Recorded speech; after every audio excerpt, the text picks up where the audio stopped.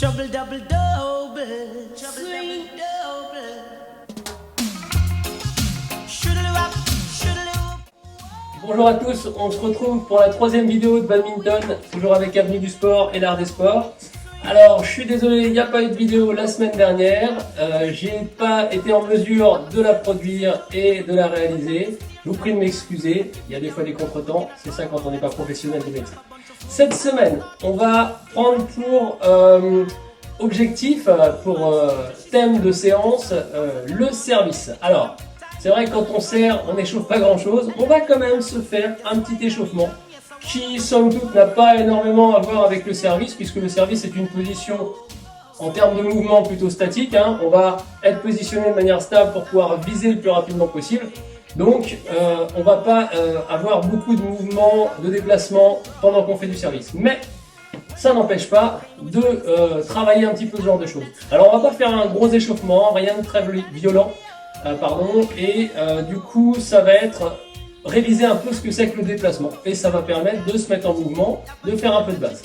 Alors voilà les différents modes de déplacement qu'on peut retrouver au badminton. So I grab a bunch of froze and I started to run a rock. Donc dans les déplacements au badminton, on va retrouver toujours à peu près la même manière de se déplacer, néanmoins, plusieurs façons de le faire. On entend toujours pas chasser, c'est vrai. C'est vrai que dans le principe, c'est une position qui permet d'aller vite, de faire de grands pas, d'être stable et positionné sur les appuis, mais ce n'est pas la seule.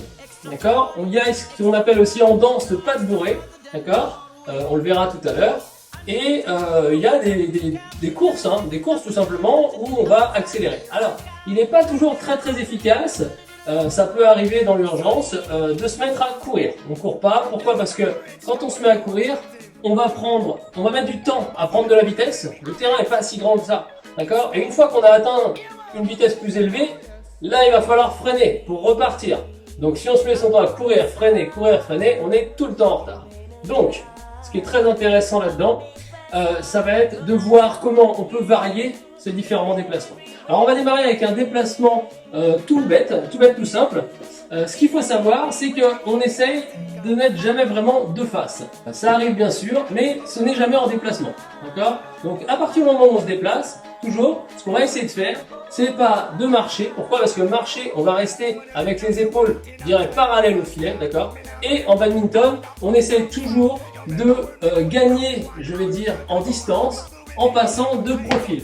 Tout simplement parce que ça permet de gagner de la longe, tout simplement, hein. Entre ça et ça, et ben j'ai une bonne distance, j'ai bien 30 cm de gagner, donc on va en profiter.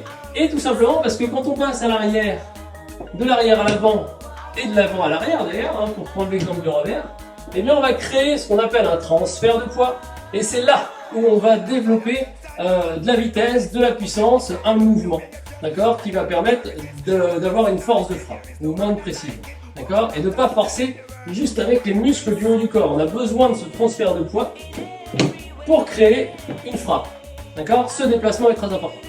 Donc, première chose, on ne se déplace jamais les épaules face. Toujours, quand on fait un pas, ça va être, et regardez, je me déplace comme si je marchais, sauf que je vais avancer l'épaule, et là, avancer l'autre épaule, d'accord. Donc on peut très bien se déplacer comme ça, et ça, c'est le déplacement badminton, vous voyez. C'est-à-dire que je vais vraiment passer de profil à chaque fois, d'accord. Pourtant, je ne fais que marcher.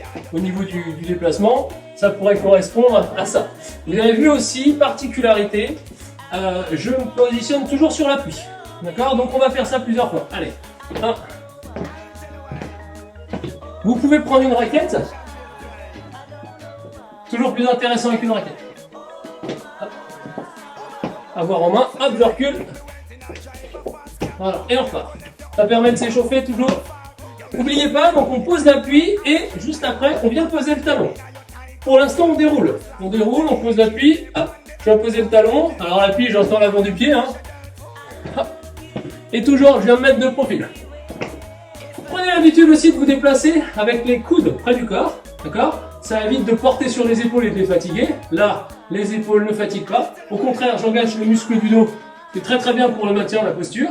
Et les bras relevés, parce que comme ça, je vais engager la ceinture scapulaire. Et là, on va avoir quelque chose de solide. Hein, quand je veux créer un coup ici, il faut qu'ici ce soit levé, comme ça, j'ai une ligne qui est respectée, quelque chose de solide. Si ici c'est tout mou, ici ça va devoir faire tout le travail tout seul. Alors qu'ici, je fais toute une structure et là le bras, il est accroché à quelque chose de solide. D'accord? Et je peux en même temps créer un mouvement. Comme ça, je m'échauffe. Pareil, en reculant, je peux frapper, je peux monter et ainsi de suite. D'accord? Alors une fois qu'on a fait ça, on va passer au pas chassé. Bien sûr, donc ça on connaît bien. Hop, on avance. Le pas chassé, c'est un pied qui chasse l'autre. D'accord? Rien de très compliqué. Et en avançant habituellement, pied raquette devant. Et en reculant, pied raquette derrière. Mais on va alterner quand même. D'accord? Donc là, je vais faire l'inverse, qui n'arrive jamais en match. Hein. A priori. A priori. Jamais dire jamais. Toujours pareil. Voilà. Un peu de pas chassé. C'est toujours du bien. Voilà pour le pas chassé. N'hésitez pas à refaire. Vous mettez pause sur la vidéo et vous recommencez plusieurs fois. Ensuite, on va passer au pas de bourré. Je vous en ai parlé tout à l'heure. Alors un mot qu'on connaît ou qu'on ne connaît pas, on a déjà entendu. Le principe est de passer un pied devant. Replacer celui-ci pour retrouver notre largeur d'épaule. D'accord? Je me place comme ça, ce sera peut-être plus malin. Donc je passe devant, je retrouve ma largeur d'épaule, je passe derrière. Voilà. Je passe devant, tac, je retrouve ma largeur d'épaule, je passe derrière, je retrouve ma largeur d'épaule. D'accord? Là j'ai pas beaucoup de place en latéral, donc je vous le montre un petit peu sur place. Mais logiquement, on perd pas, on quitte pas les appuis au sol. 1, 2, 3. En fait, c'est tout simplement un coup devant, je croise. Je remets un coup derrière. Et ainsi de suite. Quand j'ai fait un coup derrière, je fais un coup devant. Et donc, c'est très intéressant. Souvent, quand on recule, ça permet de pas de retrouver un rythme, en fait. C'est tout simplement, quand on fait des grands pas chassés, c'est bien parce qu'on parcourt une grande distance. D'accord? Par contre, c'est vrai que tant qu'on est en l'air, on n'a aucun moyen de se rattraper. Ici, on est toujours sur un appui. D'accord? Et vous verrez, ça se retrouve beaucoup. Alors souvent on a pareil, un pied raquette derrière quand on fait ça. Hop, ça permet de rester, garder le côté sautillant. Hop. Si je veux faire des pas plus grands, j'y arrive. Hop, hop, et ainsi de suite. D'accord? Alors que ici, si je suis pas dans le bon timing, ça peut être plus compliqué. Pareil, à la retombée, j'ai besoin d'une flexion, ça prend plus de temps. Ici c'est plus rapide. Voilà, et pareil, il y en a dans l'autre sens. Dans un sens, on le fait dans un sens. Devant, derrière, ça permet de travailler aussi les mouvements du bassin. Intéressant. Alors ici, quand je le fais, il y a naturellement un mouvement qui se crée. C'est-à-dire que quand je vais passer la jambe droite devant, j'ai l'épaule gauche qui va aller la rejoindre. D'accord? Un peu comme quand je vais faire ce mouvement-là. D'accord? Hop, hop. Et pareil dans l'autre sens. Bon, c'est tout simplement garder un équilibre dans les mouvements, faire travailler absolument tout le corps. Et c'est compenser un déséquilibre. Hein. Quand je fais ça, je crée une torsion qui naturellement, pour retrouver de l'équilibre quand je suis debout, va faire une rotation au niveau du haut du corps. Je fais une rotation dans un sens, comme quand je tords un torchon. Naturellement, si je tords ici, ça va vouloir faire l'inverse de l'autre côté. Tous les mouvements de rotation sont ainsi. Voilà pour ces mouvements et pour ce petit échauffement. À vous. Allez, on passe rapidement au renforcement. Alors, renforcement, toujours pareil, il faut travailler un petit peu de tout. Moi, je suis assez fan de tout ce qui va travailler le corps, ce qu'on appelle l'isométrie, d'accord? C'est-à-dire que je ne vais pas travailler juste le biceps. Alors, c'est bien, sauf que quand je fais un mouvement, il faut que tout le corps soit en mouvement, parce que quand je commence à me déplacer, on l'a vu la dernière fois quand on faisait les fentes, et c'est très important de garder le corps droit. Et pour garder du corps droit qui ne s'affaisse pas, obligé de faire travailler toute ma chaîne abdominale. D'accord? Et donc c'est essentiel. Là, basé sur le même principe, alors moi ici j'ai un morceau d'escalier, enfin une rampe d'escalier, avec une belle boule ici. On n'a pas tous ça chez soi, mais je suis sûr que vous avez moyen de trouver une table ou quelque chose où vous accrochez. Ou sinon, vous pouvez le faire à deux. D'accord? Une personne en face de moi qui fait la même chose en miroir. D'accord? Ici, je vais coller mes pieds contre l'escalier. Alors, je suis quasiment au même niveau. L'idéal, c'est de pouvoir l'être. C'est pas grave s'il y a un petit décalage, d'accord? Ici, je vais m'accrocher, mettre les deux bras. Et je vais descendre en position de chaise. D'accord? Donc, je vais essayer de bien faire un angle à 90 degrés. Si vous avez besoin de descendre, parce qu'ici c'est trop haut, vous pouvez. Mais essayez d'avoir vos mains au même endroit. D'accord? L'important, c'est d'avoir les bras tendus et détendus surtout. C'est-à-dire que, vous inquiétez pas, vos bras vont pas s'arracher. D'accord? Vous n'avez pas besoin d'être comme ça et d'avoir activé vos muscles ici. Au contraire, vous allez vous fatiguer. Ici, on va beaucoup plus facilement travailler les jambes. Donc, positionnez-vous bien encore une fois, pas sur les talons, mais sur l'ensemble du pied. D'accord? L'ensemble du pied doit être en contact avec le sol. Vous pouvez le faire pieds nus comme en chaussures, mais vous devez tout sentir. Bras détendus, et on essaye de tenir le plus longtemps possible. Alors, l'idéal pour pas se faire mal, c'est quand même de mettre un compte. Moi, j'aime bien partir sur 30 secondes. Allez, 1, 2, 3, 4, 5, et ainsi de suite. 27, 28, 29, 30. Une fois que j'ai fait 30, j'arrête pas, d'accord? Ce que je vais faire, c'est que je vais utiliser mes bras, justement. 1, 2, 3, 4, 5, et je garde cette position, hein. 6, 7, alors il n'y a rien de compliqué, d'accord, ici au niveau des bras. Au contraire, justement, le but, c'est pas de travailler énormément la force, d'accord? C'est normal si c'est pas très fatigant. Et c'est toujours pendant ce temps-là les jambes qui travaillent, et l'avantage, c'est que vous n'envoyez pas les fesses derrière, hein. N'envoyez pas les fesses derrière, gardez le dos bien droit, comme ça, tout ça, ça travaille aussi. Vous pouvez aussi, pour travailler le gainage, garder la même position et ouvrir. 1, 2, 3, 4. On peut encore complexifier la chose, c'est-à-dire je garde bras droit et je lève pied gauche. Alors là, les obliques, ça travaille. Et ainsi de suite. 1, 2. Essayez de ne pas bouger de votre position assise. 3, 4, 5. Et ainsi de suite. 150. 151. 1000. 1200. Allez, je vois du montage.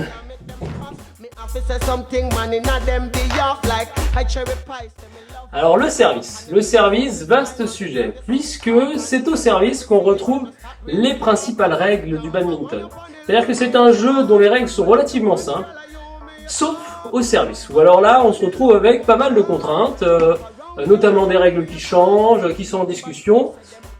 En 2018, la Fédération internationale a changé les règles justement du service par rapport à la hauteur où jusqu'à présent c'était donc à peu près au niveau du nombril, c'est-à-dire la 7e côte flottante, et désormais maintenant on est en test, c'est relativement pratiqué depuis de toute façon, mais ce serait 1m15. Alors 1m15 entre quelqu'un qui fait 2 mètres où il doit servir au niveau de ses hanches et quelqu'un qui va faire 1m50 et lui il aura le droit de servir aux épaules, bon voilà. C'est toujours une grande discussion. Ce qui est très important au service, c'est de ne pas donner l'avantage à son adversaire. Si on peut même prendre de l'avantage, c'est très bien. Au niveau où on s'entraîne en général, à ce que je veux dire, niveau d'initiation, au niveau intermédiaire, jusqu'à un certain niveau d'expérience, le service peut être un coup fort. Au-delà, cela devient un coup faible. Alors un coup faible, c'est un coup où je vais être en difficulté en général par rapport à la réponse de mon adversaire. C'est-à-dire que je le mette proche ou que je le mette loin, à un certain niveau, l'adversaire aura l'occasion soit de me smatcher, soit effectivement d'agir vite parce qu'on est devant. Donc ce qu'il va falloir faire, c'est réussir déjà à mettre le doute et à placer des coups très précis, voire à pouvoir y mettre des effets. Plus il est difficile d'être lisible, ça veut dire plus ma position est identique entre un coup éloigné et un coup proche, plus c'est efficace. Première chose, c'est pour ça que la plupart des joueurs servent en revers. C'est pas le cas pour tous les joueurs, d'accord? On voit aussi pas mal de joueurs prendre cette position-là et faire un mouvement en coup droit et non en revers. Ça marche aussi très bien. Je trouve que le mouvement donné en coup droit donne plus de difficulté de faire un coup régulier. Et ça, c'est vrai qu'il faut un sacré niveau pour pouvoir avoir un coup bien senti, bien régulier à chaque fois en coup droit. Cela dit, on a toujours beaucoup plus de toucher en général en coup droit qu'en revers. Mais quand on est très entraîné, ici on a la possibilité d'avoir le volant juste devant et à ce moment-là, on va pouvoir donner en un seul mouvement un coup qui a de grandes possibilités, de grandes variétés. Que ce soit un amorti, que ce soit un coup. Alors je vous parle de ces différents coups, il y a aussi les effets. Et parlons des effets, on n'en a pas encore parlé. Qu'est-ce que c'est qu'un effet? Le badminton, on a un volant. Donc un volant va se prendre en général toujours, va être frappé, et puis c'est même obligatoire, sur la tête. D'accord? On n'a pas le droit de taper le volant par la jupe. Ça fait encore une fois partie des règles. Alors on n'a pas le droit et ça va être sanctionné. Il y a souvent une marge d'erreur. Néanmoins, logiquement, c'est la tête du volant, d'accord? La tête du volant en liège qu'on va frapper et c'est uniquement ce qu'on a le droit de frapper.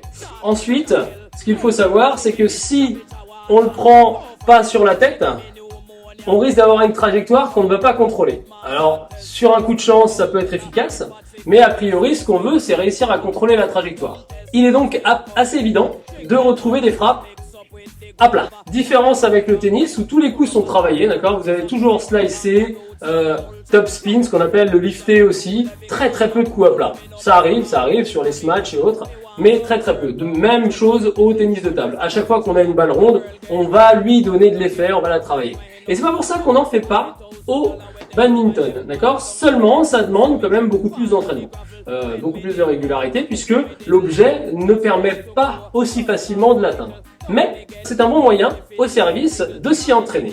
D'accord? Pourquoi? Parce que ici vous avez une position arrêtée où vous pouvez choisir, orienter votre volant comme vous le voulez. D'accord? Et c'est quelque chose que vous pouvez essayer. C'est-à-dire, au lieu de le frapper à plat, vous allez le frapper en inclinant un peu votre raquette. On va essayer donc non pas de le frapper directement, mais d'aller lui donner un effet en le prenant sur le côté. D'accord? Et là, vous pouvez justement vous entraîner à faire ceci. Vous pouvez très bien vous entraîner à le prendre en ayant un mouvement qui ne soit pas dans un sens opposé, d'accord? C'est pas justement le volant arrive ici et moi ma raquette arrive à 90 degrés. Non, je vais lui donner justement un angle pour qu'au moment où ça frappe, ça vienne gratter, voilà, avec le cordage. Il existe donc deux types d'effets. Il existe l'effet slicé et l'effet slicé reverse. Slicer, c'est le coup dans le sens naturel du bras, d'accord? Donc là, je vais slicer. Et peu importe dans quelle situation je me trouve, ça, c'est le mouvement de mon bras. Donc slicer, ce sera dans ce sens-là. En revers, c'est pareil. Ça, c'est slicer, d'accord? Puisque forcément, le bras va se détendre, va se dérouler. Slicer, slicer et slicer reverse, qui implique une rotation du poignet qui fait qu'au lieu de couper dans un sens, je vais couper dans l'autre sens. D'accord? Et là, il faudra tourner le bras. C'est-à-dire que je vais faire pareil, un mouvement où le bras se déroule, mais où je vais l'inverser. D'accord? Inverser, le tourner sur lui-même. D'accord? Donc, pronation, souvenez-vous. Supination, voilà, donc la main vers le haut. Avec ce mouvement, je dirais, main vers le bas qui va vers le haut. Et pronation, main qui est vers le haut, qui va vers le bas. D'accord? Et là, sur le slicer reverse, c'est ce que je vais faire. Pareil, quand je suis en revers ici, et là, c'est possible aussi. D'accord? Mais en même temps que je déroule le bras, je vais faire une rotation. D'accord? Et créer un mouvement, pronation, supination, selon dans le sens où je suis. Et ça, c'est un bon moyen de s'entraîner à ça.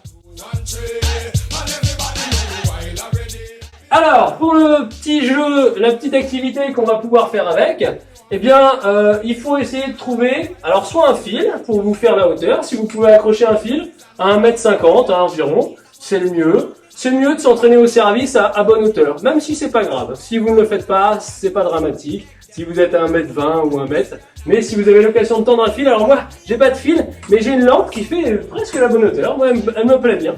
Et donc, trouver la distance équivalente, d'accord? La distance équivalente, alors l'idéal c'est d'avoir un bon 2 mètres quand même, c'est un bon minimum.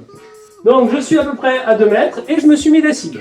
Alors ici on peut apercevoir la chaise, d'accord? Je vais essayer de viser à cet endroit-là. Ici j'ai un petit banc où je peux viser les animaux ou essayer de glisser sous le banc aussi, ça peut fonctionner. Ici, est-ce qu'on va la voir celle-là? J'ai une petite boîte de Kaeki Street. Voire, je peux essayer de viser la prise qui est à côté. Mais il faut que j'annonce que je vise. Comme ça, au moins, on est sûr qu'on ne l'a pas touché par chance. Ici, j'ai mis une petite affiche au mur. Voilà. Et ici, on a un tableau, je ne sais pas si vous le voyez bien, qui est d'un format un peu plus grand. Et enfin, tout en haut ici, j'ai une petite affichette.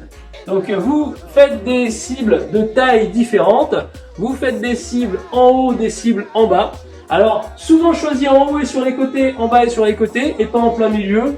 Vous vous doutez pourquoi? C'est parce qu'a priori, en plein milieu, j'ai un adversaire qui n'attend que ça, que je lui envoie le volant dessus. Voilà, donc on évite. Et on s'entraîne à viser de plus en plus petit, et on s'entraîne à viser de plus en plus précis. On essaye de prendre un nombre de volants, d'accord? Au début, je lance, j'essaye de toucher, et au fur et à mesure, eh bien, je me mets une limite. Je me mets une limite. Je vais choisir, allez, sur 3 volants, je dois faire le plus de touches possible.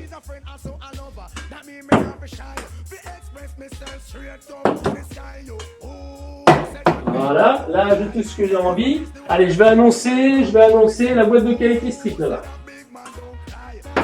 Ah ouais, touché un petit peu, bon, j'ai eu de la chance. Donc sur 3 volants, j'ai fait la chaise, la boîte de Kaeki Street et un coup raté. Je vais augmenter la difficulté, je vais aller chercher le tableau là. Voilà, je vais aller chercher juste à côté, ici.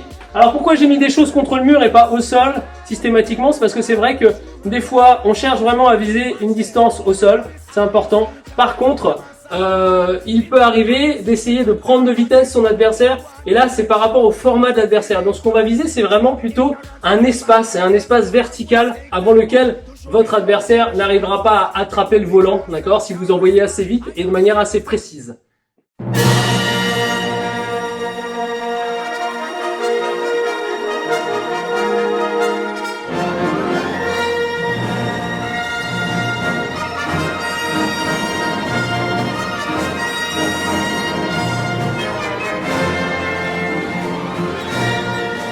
Voilà pour cette vidéo, elle se termine maintenant, j'espère qu'elle vous plaise toujours. N'hésitez pas à envoyer des retours, des commentaires et à envoyer des vidéos de vous en train de pratiquer. À très bientôt.